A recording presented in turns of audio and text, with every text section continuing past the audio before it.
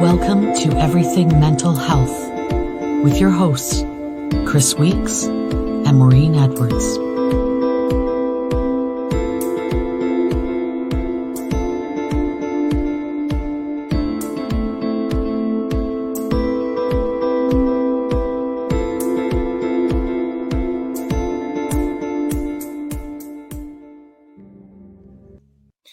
Hi, Chris. Hey, Maureen. In our last conversation, we were talking about the different types of stress. Eustress, which is positive forms of stress, and distress, which is negative forms or perceived negative forms of stress. Mm-hmm. And I was thinking about the physiological mechanisms that take place when a person is under stress, whether it's positive or negative. One thing that came to mind was the blood pressure regulation. Mm-hmm. So with that type of stress where there's a tension or a resistance, the blood pressure or the blood vessels can become more constricted or closer together. Mm-hmm. So it's more of a smaller tunnel inside the lumen of the blood vessel versus a very wide one. Mm-hmm.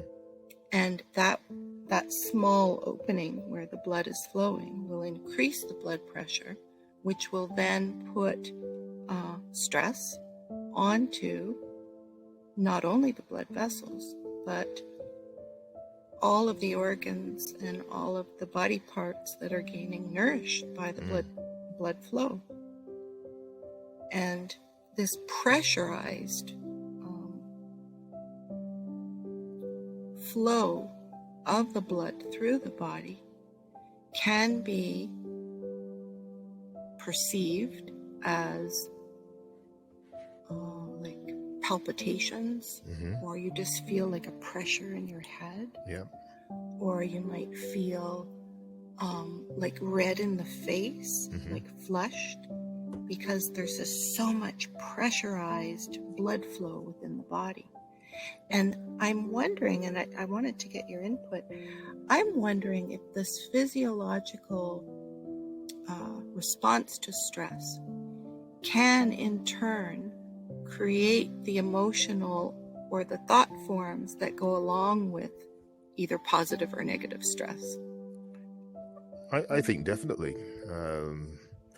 If we think about areas of the body that are affected by stress, whether it's maybe people hold their stress in their shoulders or in the back or in the jaw, for example, this clenching the teeth and so on.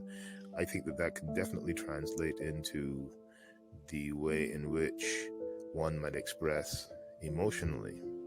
So depending on what just popped into the head was a parent who was feeling somewhat overwhelmed with what's going on in the day, and the kids are wanting attention, and the parent is unable to kind of give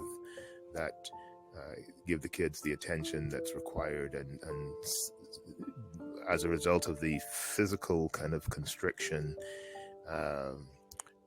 gets to a point where the parent kind of explodes, so to speak, right? And, so it's not, the stress isn't coming from the children necessarily, but something happens where it gets to a point where the body can't contain it any longer, and here we have this figurative explosion. And that sort of goes hand in hand with what we were talking about, that compression or that constriction. It's just, there's not enough room, right? Everything is just like very close together.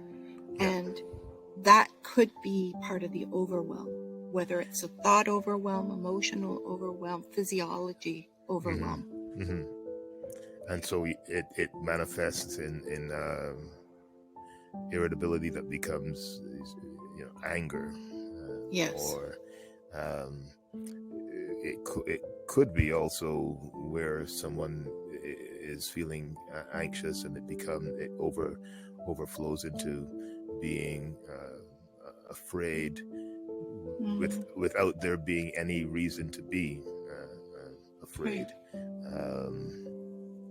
Racing thoughts,